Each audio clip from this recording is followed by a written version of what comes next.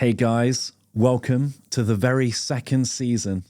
It's the very first episode of a very second season as well. It is, and it's good to be back. And one of the reasons it's amazing to be back is the slightly fleshed out layout, slightly different layout. Yeah, we're slightly shifted around to showcase this beautiful sign up here. Yeah, it's a pretty amazing sign. Courtesy of Lemon Signs. That's Lemon Signs in Derby, yeah. It's our main man, Martin, hooking us up. Yeah, we've got signs all over the studio and they all look incredible. But I think this one's my favourite, guys. Should also mention that the massive Bright, the shocked Bright behind Jess is also from them. And any signs we have, really. They do our little stencils where we spray paint our pizza boxes. Yeah. I don't think this is a hashtag ad. It's more of a just hashtag, we're just big fans. Hashtag big fans. Yeah. Yeah. And that is a part of Martin's marketing funnel within the interest stage, customer testimonials. Yeah. And after you listen to this podcast, you'll understand what that means and how you can apply that principle to your own marketing. Yeah. Because we're diving into video marketing funnels, which is what kind of videos could you include at different stages of your own marketing funnel. Yeah. To help there. I think we should just get into it. Welcome back to the very second season, the very first episode of season 2 of BriightCast. How's it going, guys? Yeah, I'm good. It's good to be back. Feels nice in this seat. Yeah. It's been a while since we filmed an episode. Yeah, has been a while. Almost 2 months. Yeah. I've missed it. For any viewers, you might be wondering why Rob and Jess are hiding their lovely Bright t-shirts. I'm not. I'm wearing mine loud and proud. But these guys, for some reason, are hiding them under shirts. I'm doing mine for a Shackets, reveal. if you will. Shackets, if you will. There you go. There's the reveal. If you're just listening to us, everyone's wearing great Bright t-shirts, and they look and sound amazing. Yeah. We had 50 done to send out to clients that we've worked with over the past year to say, don't forget us, work with us again. Yeah. Subliminally. Yeah. But obviously, on the surface, we were saying, we love you guys. And Yeah. And so we sent those out. They're well received. We're getting photos coming in now that we'll put up on socials. And we did t-shirts because January is often a time for DIY. Everyone needs like a new painting t-shirt. So it's just a t-shirt you don't mind wrecking with a bit of paint on it, basically. Whoa. No? It's for Sunday best. Sunday best. Okay, cool. Yeah. Great stuff. If you didn't get a t-shirt, sorry. Yikes.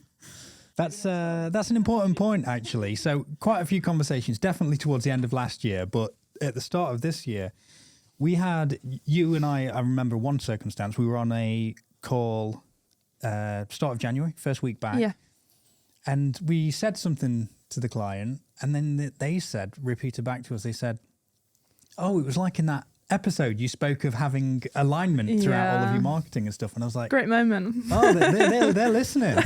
Yeah. Great moment, but also we love all our clients. I've just not heard anybody quote back the domino effect to me. No. I thought that was such a good little line in season 1. Yeah. One of the best, right? 15,000 views on it. So there you go. People are liking it. Yeah, but just randoms. No one is saying anything to us. Bots. Yeah, it's mostly just bots. You need to get a couple of them in this season, Drew. Yeah. Oh, will do. Yeah. I'm just trying to think of a couple, basically. So we're filming this at the start of a new year. It's 2023. What have you guys been thinking about working on to start coming back? So January, as for probably every marketing agency in the UK, is full of strategy. Yeah. Full of aligning goals for clients, aligning goals for ourselves, setting out the new year, some aspirational goals for the end of the year, some short-term and long-term goals, and sort of actioning those. So big ad refreshers, campaign assets to create, campaign messaging to write, type thing. Just been a busy few weeks. Yeah. Nice. Nice. What's taking up your time, Drew? But yeah, not really taking up my time, but it's stuff I keep thinking about. It's our 2 new joiners. Yeah. And they've both joined the team now, and that's Dan and Charlie. Yeah. One of them's probably edited this pod. Yes. Exactly. Brilliant. Or been fired because of how they edited this pod. And or. And or. But yeah, so basically just thinking about pushing post-production and production stuff. Yeah.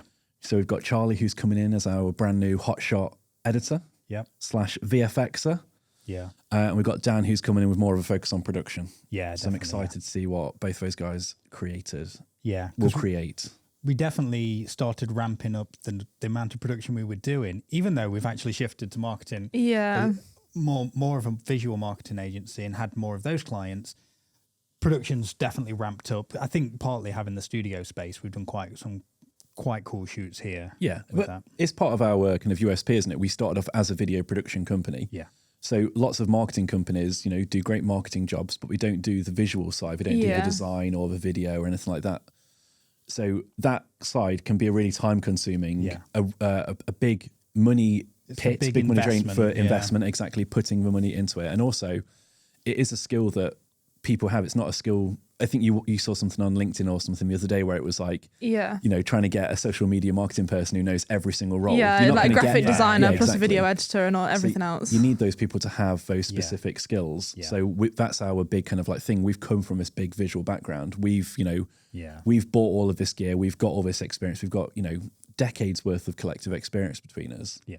So that's why it's such a big part of our business still. Even though we've moved into much more of a marketing side, we have this big production, but it does make sense as well. It's not just because we happen to have those skills, but it's more wanting to deliver top tier marketing. Video is going to play a role in that. It's also having more of a strategy around the video. So 5 years ago, we weren't involved in the marketing. It was just a case of, here's a video to create. We'll create an amazing video. And then we kind of left them to sort of do what they will with the video. Yeah. Whereas now we kind of create the strategy around it, the video for the purpose of that strategy, and then implement it. We knew we could help them get it to perform better. Yeah. And so now it's a service, which is cool. Yeah. But I guess like merging the two, marketing and video, I guess that would form some kind of, I don't know, is it some kind of funnel? Is that what it's called? It's called a marketing funnel. A marketing funnel. Does that bring us onto our main subject? It does, yeah. Ah, great segues. We're getting better. Segues, baby. So specifically, we're focusing on a video marketing funnel and what kind of videos you can use to support at the different stages of the funnel as we go through.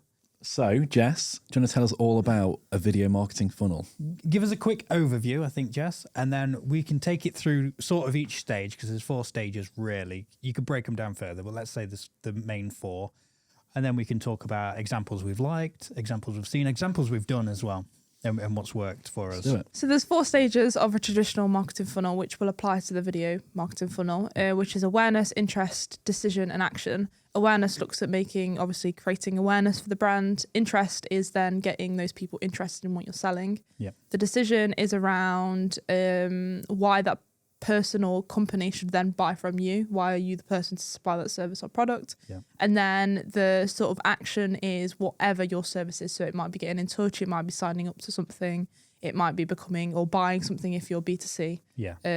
So it's around sort of taking that customer from not knowing who you are to then converting into a custom. Yeah. And it all runs alongside, I guess, like the overall marketing principles I like to use, which is know us, like us, trust us. Yeah. And then that leads to, engaging that service or buying that product. So every company should have a marketing funnel as their overall strategy. Yeah. But like we're going to talk about today, there might be specific marketing funnels that you put in place for a type of content or a campaign that you're running. So in this case, it's around video. So what videos are you going to create to then lead that person to take action? Yeah. And I think a good way to start is to look at your current marketing funnel or even just the journey of your customers and see where it needs beefing up. You might do really well at attracting interest already, but it might be that you're lacking in the conversion. So it's the interest and decision part that you're trying to dial up, for example, something like that. Yeah. So let's start with the top of the funnel, so awareness. So what type of video content could people be creating for the awareness part of their funnel? Yeah. So this, for me, is never a hard sell. Yeah, definitely. For awareness. A lot of modern marketing would be influencer marketing or product demo sort of things. So, if it's a beauty company, how do you apply your skincare routine? Yeah. And your products feature in it, but it's not an oversell. It's an awareness thing that will reach a good audience. Yeah. Other things could even be like day in the life vlogs, which people might not necessarily think are in the awareness stage. But say if you're a car mechanic, without it being hard selling the awareness. It could be a day of the life of the workshop. What have you been doing? How an MOT works, how they run through the process, or explaining how a customer will, or a car valeting service, for example. It could be when you take your car there, what happens from start to finish? Yeah. What process can they expect? What experience can they expect from your service?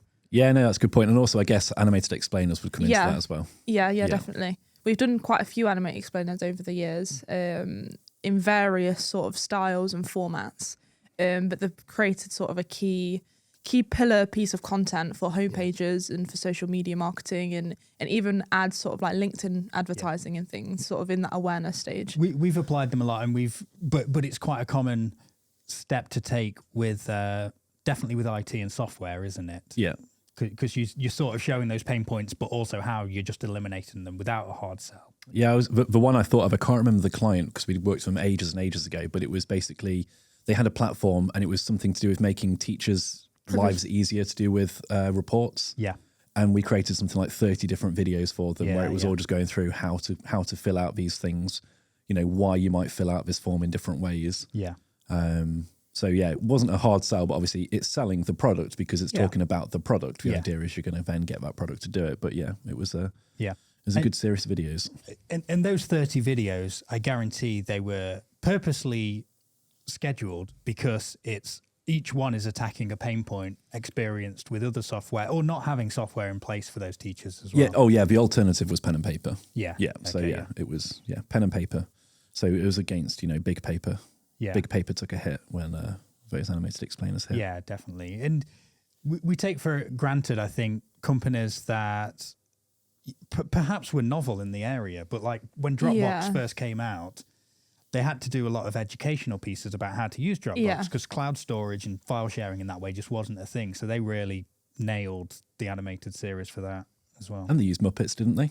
And they used Muppets, yeah. I think Puppets. Puppets. That was for like recruitment, wasn't it? Yeah, recruitment stuff, yeah. Yeah, that's nice. I think for each stage it'd be good for us to like throw out an example for like a random company we can make up and suggest what they might do for that stage. But I guess we've already done it with Jess's example of a day in my life for if you're like a mechanic, for instance. Because I think that's a really good example. Yeah. Because I think a lot of people would get into that because I can imagine that being like, super hot on stuff like TikTok, Instagram, YouTube Shorts, stuff like that. Just really, really like short throwaway content just for each day. And you can sort of show what's involved in the problem solving and the passion of the mechanic as well. He's like, someone brings in this old car that I've not worked on before, understand how the car works or should work, and you're really having to get around it. I see loads for power washing. Yeah. And I've not got a pool, indoor or outdoor, but I think if I ever did, I'd probably get the guy who I'm always watching on YouTube Shorts. I do car detailing a lot. Like they find like old cars. And I've not got a car, but if I did have a car, I'd probably get that guy to detail it. Yeah. Car detailing, but my car's always really dirty. No, I do professional glasses cleaning, but I don't wear glasses. But if I did. It's a visual joke for any of the listeners out there. Take my glasses off. So next stage then. Let's drop down the funnel. Yeah. So nurturing into the middle of the funnel, we're going to kind of combine interest and desire together because they're similar. There is the different levels to sort of, obviously interest is kind of more looking at why they should buy the product you're offering or service, and then desire is sort of creating the desire around your brand, and then the decision. Which kind of sits at the bottom, which we spoke about earlier. So around interest and desire sort of sits in between sort of the interest and decision being made. So what type of videos do you see in that area of the funnel? So interest should be more around the benefits of what you're sort of providing. So if we use the beautician example you gave earlier, Rob, so at the awareness stage of the funnel, it'd be around the skincare and how to apply it. Yeah. But then within this stage, it would be what benefits are there from having this skincare? Yeah. Is it cruelty free? Like, how does it help people's skin? Why should they choose this one over, say, if they go down to Boots and pick one out randomly there? Yeah. What's the benefit of choosing? Is it for all different types of skin types? Does it suit darker skin, lighter skin? Those kind of things. Yeah. So I think it's in this. I like to see a lot of not necessarily explainer videos, but more demos or seeing it in use. Yeah. That kind of thing. testimonials play a huge part within here as well, because people want to hear it from someone else. Yeah. The people within the business are going to say how great this product is. Of course they are. It's their job to sell it. But hearing testimonials from how it's worked for other people and how it's changed their life or disrupted their skincare routine or whatever it is, they want to hear it from the people. Yeah. They don't want to hear it from the people that work at the company, which is why influencer marketing is also important within this stage. Yeah. Something I want to point out is influencer marketing is kind of having a bias at the moment. Yeah. Just because it's having a huge uproar, and we could talk about this in a future podcast, but it's having a huge uproar at the moment where loads of people are putting their money into influencer marketing, but then the individuals, the general public, are noticing that. Yeah. So they're getting paid to say it, aren't they? Well, that's the thing. Not. Yeah, they're getting paid to say it. It's not organic influencer marketing. Yeah. I think the only place it still feels like that is with book promotion, when people send out a lot of books, because content creators and influencers, they need content. So they, anyone who reviews books and business books in particular is something I'm interested in. But anyone who reviews them are just relying on new topics to come in. Things like books as well, they've actually got to read it to know, I guess there's little things like Blinkist and things that they can get summaries of, but to actually give a proper review, you've got to read it. Whereas a skincare product, you don't even have to open the bottle to say it's any good. You can just kind of, it says it clears up acne. Yeah. It cleared up my acne. When was the last time you read your moisturizer? Labeled 19. Drew's like, moisturizer. There you go. She's a hard bar of soap. The examples that immediately spring to mind for me are actually what you predicted be on the rise this year, which is user-generated content. Yeah. For this part of it. Yeah. So, but it kind of merges, doesn't it? Because it's user-generated content, but then it goes into the faux user-generated content, which is what the issue is. Basically, what the issue is with the influencer marketing issue at the moment, with people notice that we're just being hard sold to constantly. Yeah. But yeah, the user generated one. Yeah, I see loads of content that's kind of applicable to me, and I think, I want to buy those products. Namely, it's pizza products and stuff on Instagram. If I see people using a different kind of pepperoni quite a lot. Yeah.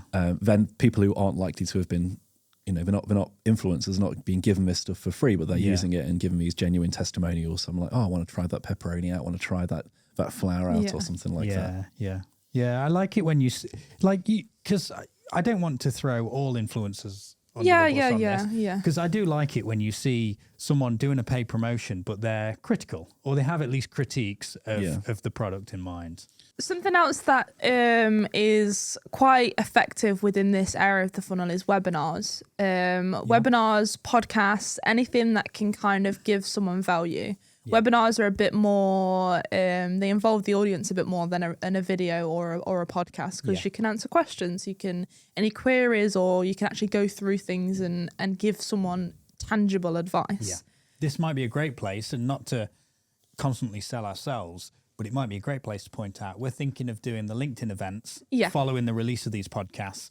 So it'll be on a day after we release, and give people a few days to listen to it, but do a little session where it's a bit of a follow-up. People can ask each other questions, say what's worked for them in the past, what hasn't, and just a bit of an information share on that. Or for this podcast in particular, it could be you have a question around your business, or what could be in your awareness stage or your interest stage or something like that. But so something as well that we've done really well for clients in the past is case study videos. Yeah. We've worked with a couple of companies that I can think of off the top of my head, where we've created some really high value case studies around the work they've done with their clients. And they formed incredible remarketing campaigns, TrueView ads, display ads and LinkedIn ads and things like that, where they've converted hundreds of customers through this sort of amazing advert, which sort of captures their attention and reiterates the importance of the product they're doing and how amazing they are at doing it. Yeah, especially for two companies we're working with, because often we'll be hired by the B2C company and they'll be working with a B2B company, or vice versa. But either way, they're often two companies who are quite well respected. Yeah. So having that's a massive double whammy. Yeah, definitely. So we've worked with cloud hosting companies who've worked with people like Microsoft. Yeah. And it's these two companies who are, obviously Microsoft's obviously a giant, but the other company will be a giant in its industry as well. Yeah, exactly. Yeah. So these case studies, they're super potent at getting this point across and still not being a hard sell. because they're all about, like you say earlier, like it's all about clearing up all those pain points and how they've addressed them. Yeah. But it's done in a really kind of like a, conversational, informal way. And if you're watching that video with Microsoft, for example, and they're talking about the pain point you're experiencing, and this company's managed to tackle that, they're going to blow yours out the water. Yeah. Yeah. Yeah, you get blowback from it. And it's just an amazing part of the overall marketing thing, which is the trust us area. And I know this is coming under interest and decision, but one of the things affecting decision and not pushing people over the line is just that trust. Like, yes, they're saying all this, can I trust them? Yeah. And that's why testimonials in remarketing campaigns work especially well. Yeah, And definitely. then the only other thing to add before we move on is there's a client of ours that we've been working with for a couple of years, and they do really big proposal pieces for organizations. They've effectively replaced all their proposals with the one case study video. Yeah. They play that because it's relevant to that sector, and then they talk about it. And that's how they're winning work. It's incredible. Now. Cool. So dropping further down, what's the next stage of a funnel then, Jess? That's closing the lead you've generated. So they've got to this point, they're an interested buyer. So this section could include like sales videos, money back guarantees, sort of free trials, but it's about building their trust and taking away any pain point they're sort of feeling at the moment. Yeah. So anything that's sort of holding them back. So money back guarantees obviously wouldn't work in like a B2B situation, but if you're B2C and you're selling products like Amazon on a global scale, for example, I think they've sort of done a money back guarantee in some aspect in the past. Yeah. So it's about if you're spending, say, £100 on something, you want to know that if there's a problem, you're going to get the money back. Or if you're not happy, I can't remember, there's a bed company. It's not obviously DFS, but someone like Eve. So they turn around and say, if you're not happy within 90 days, you'll get your money back, or 90-day money back sleep guarantee or something like that. They also legally have to do that. They legally have to, but then they do start going beyond, and then they started to outdo each other. Like Emma would go, I'd go to 150 nights. Yeah. I think it's also not everyone realizes it's a legal thing. I think advertising, if you don't advertise it, people don't necessarily know about it all the time. Yeah. Whereas I think if it's within your marketing strategy and within your ads and everything, it's kind of a bit like, oh, okay, I can try it out, and if I don't like it, I've still got that assurance where I can take it back. Yeah, and you said earlier you can't do it B2B with a money back thing. I think you can do it B2B. We have loads where it's like, we might have a subscription or something like that for a bit of software or something. Yeah. And they'll often all have like some money back guarantees involved, try now. Yeah, I meant more like service driven things. Like that's still, I know it's B2B still, but there's a product, isn't it? I meant more B2B in terms of a service. If you're providing, I don't know, a video in our case. Yeah. There's not really. I think sometimes it's hard to quantify something with that. We do. We say if you're not 300% happy with the stuff we've made for you, we'll give you all the money back and more. Don't we? No. Disclaimer on that. No, I think what we say is if you're not happy, take us to court. We'll see you in court, mate.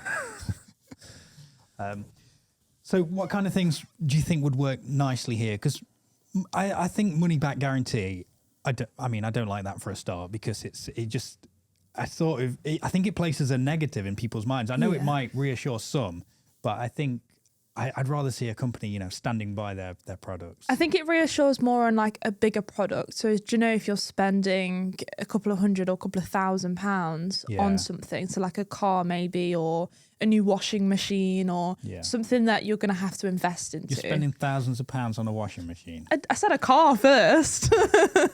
you often get a car and a washing machine together.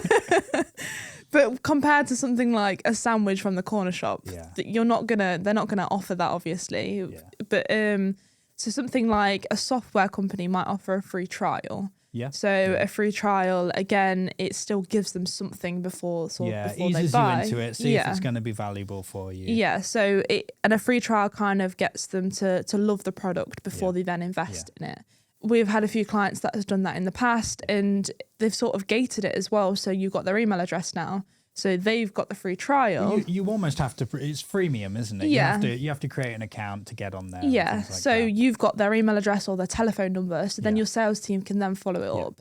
Within the action stage of the funnel, now's the time to be salesy, basically. Yeah.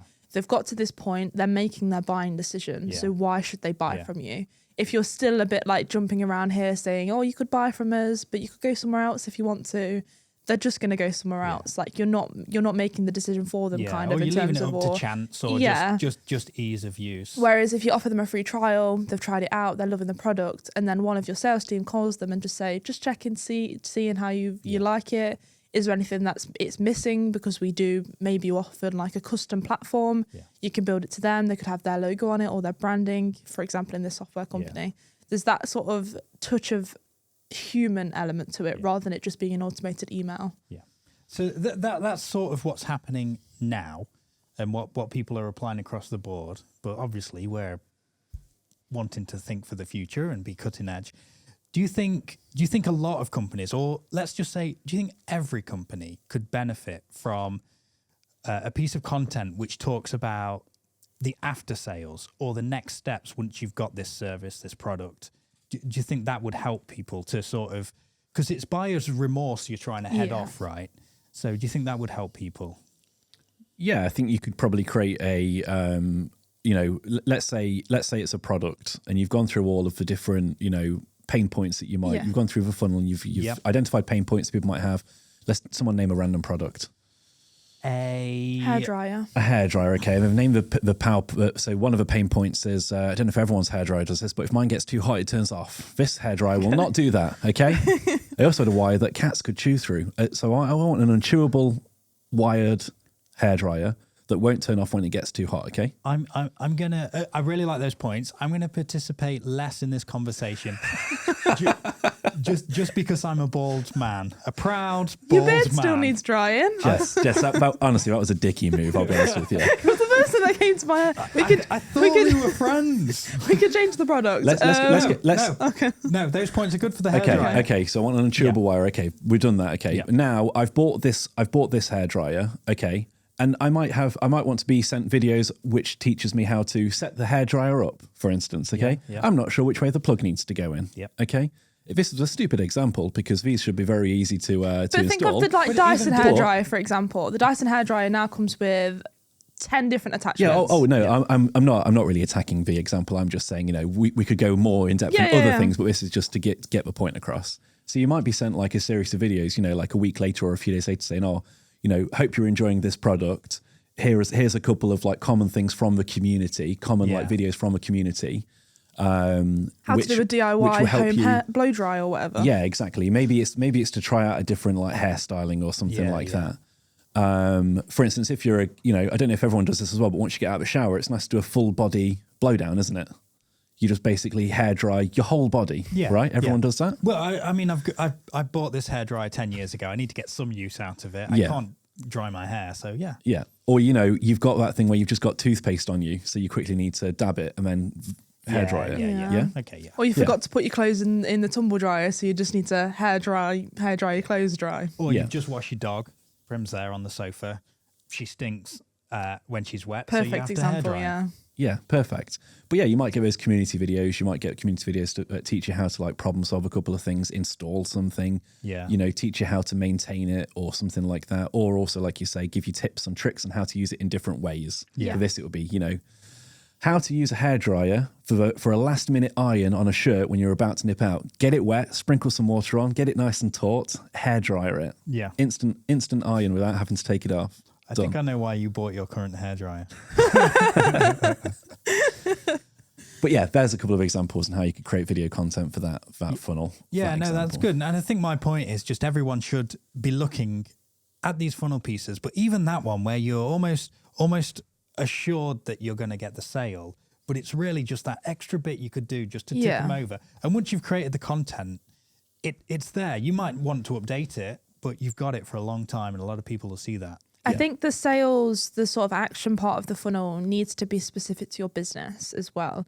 All of it does, but this in particular, because you don't want to tarnish the brand. So like you were saying with the money back guarantee and the negative connotation that could have, for something where you're spending tens of hundreds of thousands of pounds on something, maybe for a B2B, or you're hiring a service in, or you're getting your garden done up or something, I don't know.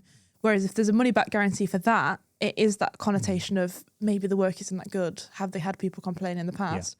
why are they giving me my money back type thing. Or it's pretty easy to find out. Do a bit of marketing research, talk to your current clients or customers. Yeah. Ask them if these things would have helped. Yeah.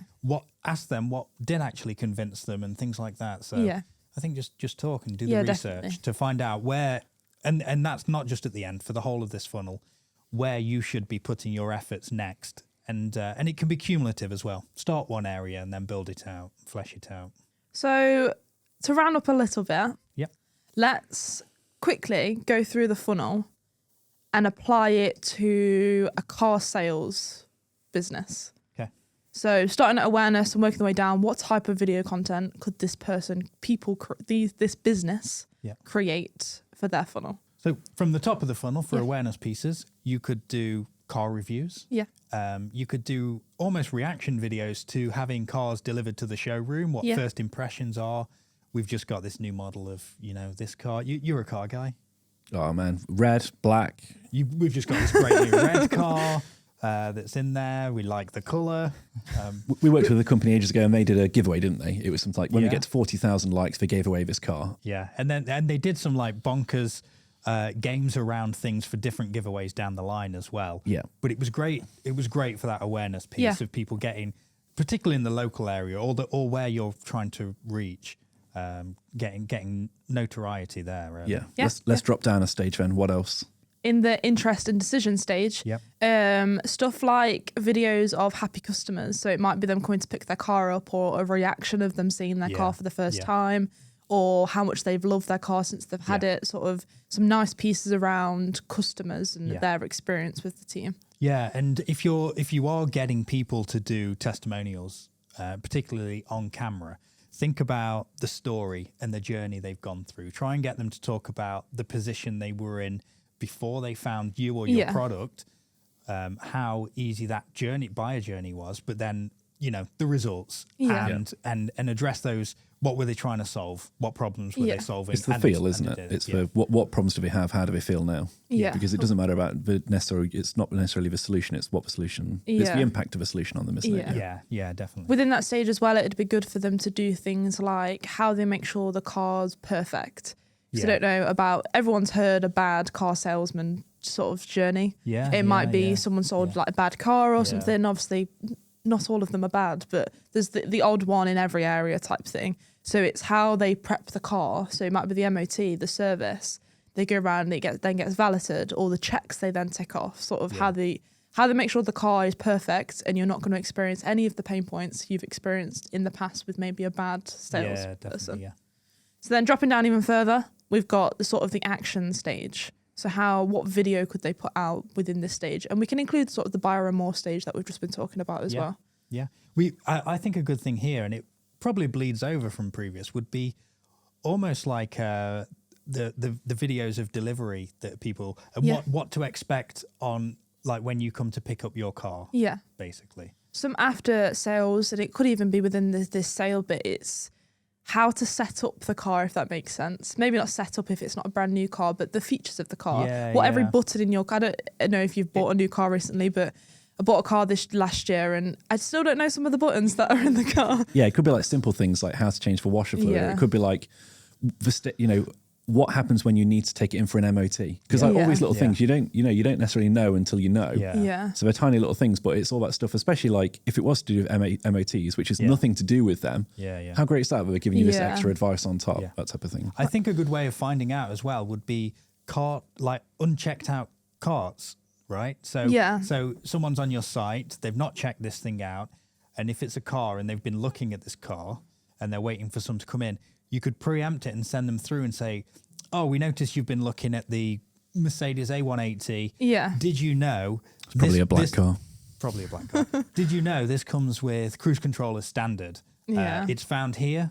It makes long journeys a doddle. Those kind of preemptive sales. Yeah, that would have been great when I first got my car. Yeah. I think that's been a great explanation of the video marketing funnel. We've given some great examples for all different sectors. Yeah. And when you lay it out, you can see how customers are going to enjoy going through that. And it's also consistency of marketing. You're going to be there for all of those stages. And if you head over to our YouTube, within the description, we're going to drop a little PDF download of where you can outline your marketing funnel. Yeah, so it'll have a little like diagram of the funnel, and you can sort of note down sort of your areas, and have a little tip and trick within each bit. Yeah, very cool. And I guess because we've been on the car subject, you know, on YouTube, drop a comment with what car you think we each drive. What are we? What vibe are we giving off? Yeah, that'll be fun to see. Yeah. Cool. I don't think people will be surprised. No. I think we look like the cars we drive. Yeah, to be fair. But yeah, no, great first pod of season 2, guys. Great first good pod. to be back. Yeah. Good to be back. Them. And straight away, just talking about big things people can be doing. Yeah. Nice. Thanks for listening, guys. Perfect. Peace See you out. next week.